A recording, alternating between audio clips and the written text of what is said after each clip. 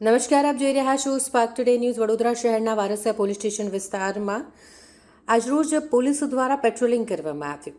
Varasiya police station વિસ્તારમાં આવતા ધવલ 4 રસ્તા, સવાદ ક્વાર્ટર્સ આ તમામ જગ્યાઓ પર આગામી ચૂંટણીને લઈને પેટ્રોલિંગ કરવામાં આવ્યું હતું. વિસ્તારમાં શાંતિ જળવાઈ રહે તે માટે પોલીસ દ્વારા આ પેટ્રોલિંગ કરવામાં આવ્યું. આગળ તહેવારો પણ આવી રહ્યા છે, તેને ધ્યાનમાં રાખતા ખાસ આયોજન કરવામાં આવ્યું હતું. વારસિયા પોલીસ સ્ટેશનના પીએસઆઈને સાથે રાખીને સ્ટાફ સહિત પેટ્રોલિંગની વ્યવસ્થા કરવામાં આવી હતી.